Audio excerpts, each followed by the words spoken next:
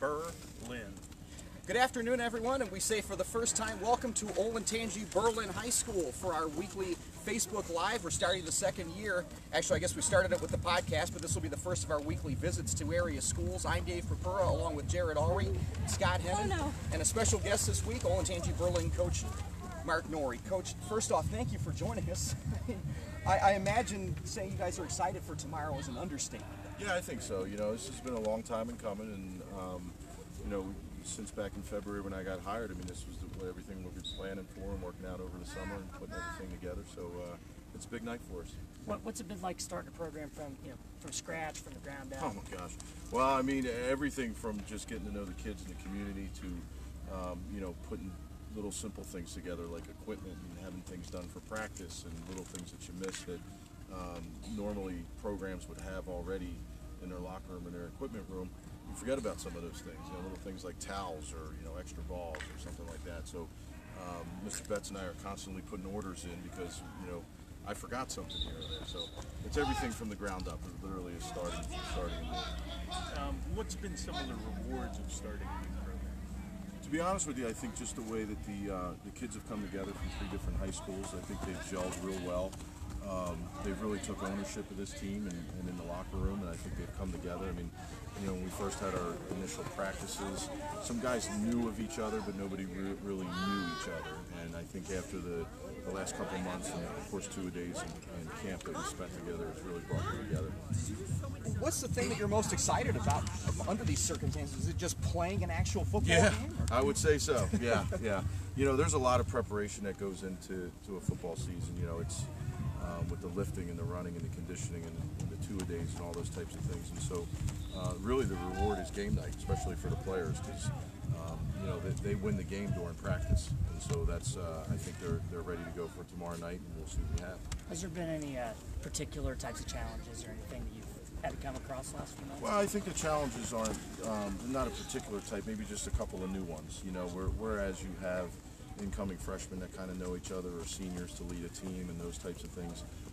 You know, we're brand new, so everybody was kind of put together. It was kind of, you know, free agency on steroids, so to speak. We were just getting everybody from all different places and putting them together. But I think the kids did a great job of doing a lot of that themselves because they've gelled nicely together, and there's a good locker room presence. Coach, you came from Stowe Monroe Falls. Tell us a little about your coaching life and your life before, you know, as a player. Well, I was kind of fortunate as a player, I guess. I was picked up as a free agent by the Steelers in '97, and then I played for Tom Coughlin at Boston College, and so he picked me up. I was a practice squad player for the Steelers, and Tom Coughlin picked me up for Jacksonville, where I spent most of my time. And then my last stint was with the Giants, large in part because Jim McNally was the O-line coach there, and Jim is sort of the guru of O-line coaching, so I wanted to make sure I got under his tutelage for at least 1 year. And then I got into college coaching for a while. Had a couple calls from the NFL with the Niners, and my wife and I decided that putting up our house for sale every Thanksgiving wasn't the way to go anymore. So we came back to high school. I've always kept my teaching degree, and so it's been a blessing in disguise for both me professionally and personally. Now, what can people expect to see out of the Bears in the opener? Well, you know, I'm not really a flashy guy by nature, so I try to teach my teams to be tough, you know, hard-nosed kids that are going to fight for 4 quarters. And you know, to me, that's the essence of it. All the other stuff I really don't worry about too much. But you know, so long as we're tough and we play hard for 4 quarters, I'll be okay with that. What do you know about your opponent for tomorrow night? Well, they're tough. They're fast. You know, they run some quirky fronts, both O and D side of the ball, and so you know, not being from the area, I'm going strictly off the film and hearsay from my staff and stuff like that. So I think both teams will probably be feeling each other out early in the game, and we'll see where that takes us. There'll probably be a lot of adjustments on both sides, I would think. Other than coming away with a W, what's the biggest thing you hope to get from the first game? Continued growth. I mean, we have to continue to get better. You know, the things that we saw in preseason, we thought we made some strides from one game to the next in our preseason games. And so we just want to continue that growth and head in the right direction. Coach, we appreciate your time. Thanks Thank so you much for coming out, guys. I appreciate you.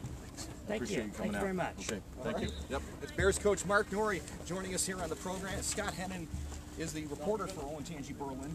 Yeah. You also cover Orange here in the district, Yes. incidentally. You know, you wrote this preview. What are some of the things that stood out to you about the matchup for tomorrow night? Well,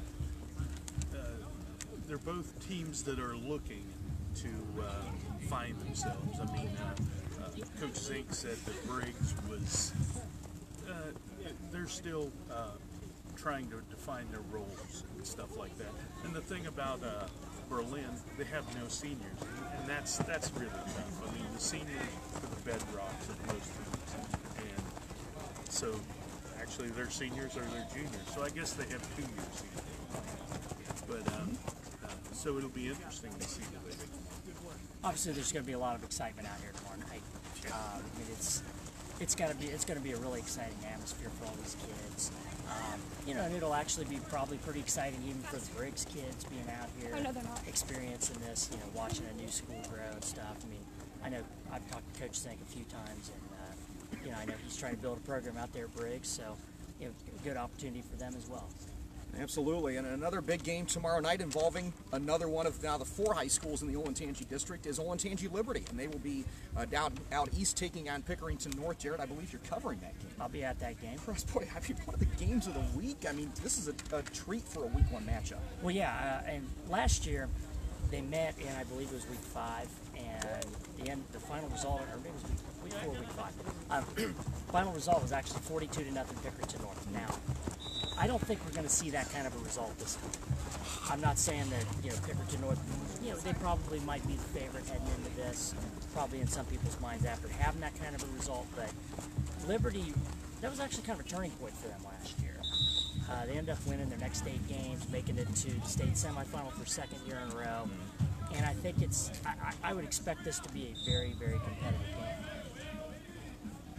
Well, I don't know how our picks broke down. I think I might have taken really North. look, yeah. I mean, this is a Liberty with state semifinals team, as you said. You also took North. That's where North wants to be, and they're probably going to have to get through Pick Central. I mean, at least early on when you think things out to get out of Region 3 there, and they are in 2 different regions. Well, this is a Pickerington North team that it's going to look similar when you watch them on film, or if you're going out to a game or something. They have a lot of different names, though. I mean, they have a new quarterback this year. Mike Lowry's back. He spent his freshman year there and was at Hennen the last 2 years. But you also have to remember that Coach Hillerich was not the coach at Pickerington North when he was a freshman. So this is, you know, going to be a new situation for him. I guess the thing that's really that you have to keep in mind about North is that they've got athletes all over the field. They've got, you know, obviously, we'll talk about Jack Sawyer probably for the next 3 years, I think. I mean, this kid is apparently, you know, he's really something, you know, as just a sophomore. And he was really good last year. And then they've also got they've got tight end Tyler Foster who's going to OU, and they've got some other guys that are highly recruited as well. So Absolutely. You guys talked about Pick North and Pick Central being really good in the OCC Central. There's Reynoldsburg. They're you know, they're not far behind, if behind, and you know they're going up against your UA team. The team I cover, the Golden Bears of Arlington. Jarrod, you cover the Raiders of Reynoldsburg. I'll be at that game tomorrow night. That one is 2 Region 2 teams. that's a really intriguing game. I'm excited to watch this game. Reynoldsburg had some really good openers the past several years with New Albany. UA's kind of rotated opponents the last couple of years.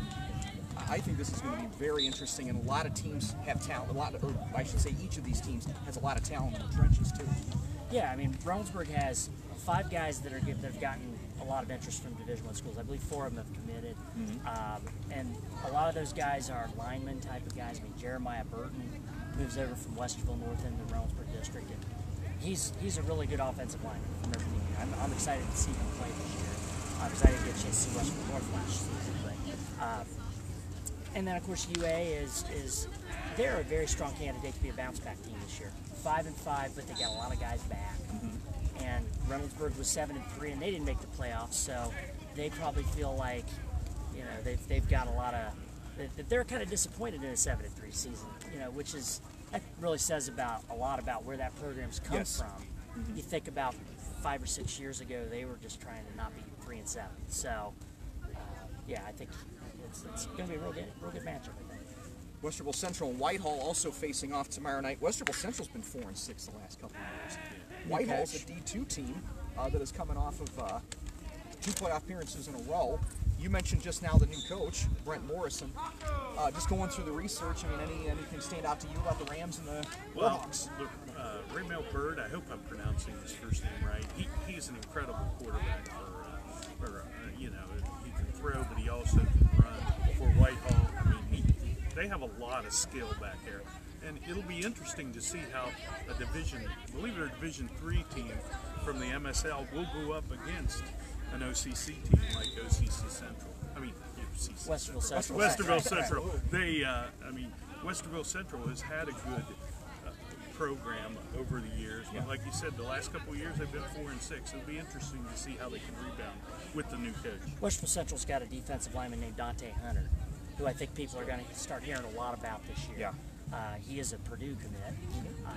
And you got to figure Westerville Central, yes, they have a new coach. They might have some different things in their system this year, but they've got numbers out there. It's a very large school. It's a really good it's a real good test for Whitehall in week 1. I mean, you think about Whitehall, like you said, they were a playoff team last year, lots of players back. You know, even if Whitehall loses that game, they're going to learn a lot from just playing such a larger school. So. Absolutely. This being Thursday, we're in the rare position where we're going to have games each of the next 4 days, including tonight. And the reason it spills into Sunday is because Pickerington Central, the Division I state champ, takes on Phillips Academy out of Chicago. That is at 12:30 on Sunday afternoon at Otterbein. You're going to be at that game. What do you know about Phillips Academy? Well, just from some of the research I've been able to do the last few days, Phillips has they have lots of highly recruited athletes. They're a very skillful team. It's a Chicago team, and they're just full of athletes out there. They've also their coach has really rebuilt that program the last few years. They won a state title in 2015. They won a state title last year. Now these are kind of the equivalent of Division III, I believe, Division III, Division IV type of titles that they've won out there. They were in Division 5A last year. Illinois has 8 divisions. So, and they've actually they've decided, well, we're going to petition the Illinois High School Association so that we can be in Division 6 this year. So, you know, they've got a lot of confidence, and they feel like they've got a lot of stuff to prove out there apparently. So, a heck of a matchup for Pickerington Central for week 1. And they also have a tight end who's going to Alabama. So. Oh, yeah. Just by the way. His name is Jaleel Billings. Make sure he gets so I'm excited to see chili that. before They got a couple defensive backs going to Illinois as well. All right. And your weekend begins tonight, a City League matchup. Walnut Ridge and Mifflin. On paper, this is a really great matchup here. Got a couple of playoff teams from last year. Mifflin did lose a lot. Now they've got Amon Thornton, who is Coach Anthony Thornton's son. He's going to play a really big role this year. I mean, he's a really excellent athlete. I believe he was their tight end. He's their kicker. He's their punter. He does a variety of things, and I think they're probably going to lean on his leadership a lot this year. And then you got Walnut Ridge, which has lots of key guys back from last year. They've got Isaiah Murphy, their quarterback, and then they've got some excellent athletes like Keon Magwood, Julius Wood, a really good running back, and Sincere Staples back. One thing that stands out to me about this matchup is the coaching in this is really interesting. You got Mifflin's coach is Anthony Thornton. He's a Brookhaven graduate who was on that 2004. He was on the staff when they won the state championship in 2004. And Brookhaven's team that year, their defensive coordinator was Steve Ayers, who is a defensive coordinator now for Walnut Ridge. Okay. So there's kind of a little bit of a connection there. And Biomatics has been around the city for a long time. And yeah, I mean, he's a proven very good coach in the city. But got to be one of the best ones in there. So. Two teams looking to build on last year. Canal Winchester, which made the playoffs for the first time in, I believe it was 5 years last year, is going to travel to Thomas Worthington. Thomas played so many close games last year. I'm sure they're hungry to atone for that and really ready to make their way back into the certainly up. They were a great story last year. Yeah. They led Hilliard Bradley in the fourth quarter, right. And so they have a decent team. But Canal Winchester is really a team to watch.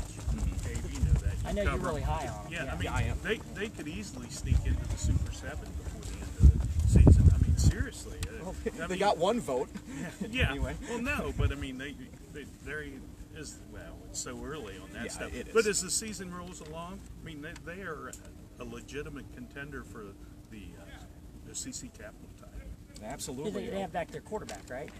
Yes, they do. Now, Jack and- Beeler, and he's only a also junior. got Darren Davis is a really good player, right? Yeah, third-team All-State linebacker who is going to be adding running back duties as well this year. That could be really interesting. And I, like I said in the podcast last week, if anybody knocks New Albany from atop their perch in the OCC Capital, and all of us picked them to win it again. I don't think a lot of people knew that. I thought they were being People were snubbed, saying that New but a lot Albany of was people kind did. of getting not very much respect. Yeah, which we did all all picked pick them. them. So, and if yeah. anybody knocks them off, though, I think it could be Canal Winchester this Sure. year. I really do. Hilliard Derby and Olentangy. You know, I know you've known a lot about Hilliard football over the years. You know, Well, down the street here. It's gonna be Hilliard an entertaining Derby game. is going to be entertaining. Yeah, Hilliard Derby, they run, and it could be over fairly quickly because Derby they run, you know, the run, and maybe pass twice a week. You know, they don't. So you know it'll be a fast-paced game. Olentangy, you know about them. You cover them as well. I mean, they're a great program, and Coach Solis does a lot of great stuff with them. I mean, I think both of these teams probably lost a lot of players from last year, but Well, and a lot of them for Olentangy are right here. a on lot this of the team. depth, I think, from Olentangy might have come over here. Yes, it did. Yeah. But these are two well-coached programs, and they're coaches that have been around a long time. John Santagaton, Darby, and Mark Solis. These are two of the most respected coaches in Central Ohio. So you know they're going to have these teams ready. Final game to touch on that we want to mention is DeSales heading down to Huber Heights Wayne to take on Dayton Dunbar. I believe you're going to be at that game on Saturday. I'm planning to be there on Saturday. So I'm now excited everybody about knows where that. you're going to be all 4 days this weekend. What do you know about the Stallions? Well, A lot. Well, yeah, the Stallions have. They entered the season with some very high quality players among their best players, if you understand what I mean. You got Rodas Johnson and Joey Velasquez. These guys are exceptional football players, and they're going to lead the way. They do enter the season with maybe a few things they had to figure out. I mean, they weren't sure about what they're going to do, but their quarterback, and they lost a lot of linebackers. Ty Van Fossen was a great linebacker the last few years for them, and so it'll be interesting to see how they respond down there. They're going to Huber Heights Wayne. This is called the Backyard Blitz, and it's like back-to-back days. Huber Heights Wayne is hosting games, so it'll be a fun atmosphere down there. I mean, I guess it would kind of be a sort of a home game for Dayton Dunbar, but DeSales will be fine, I think. All right. And then there was one other one we made.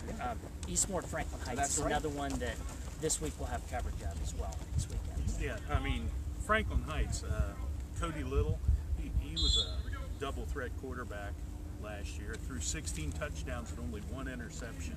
You can't argue with those kind of results. Eastmore's got Savon Edwards back too. He's a super 25 last year. And there's another OCC Capital contender right there, I think, in Yeah, Franklin Heights. I mean, yeah. they They obviously could have been surprise some people. They have a lot of people back.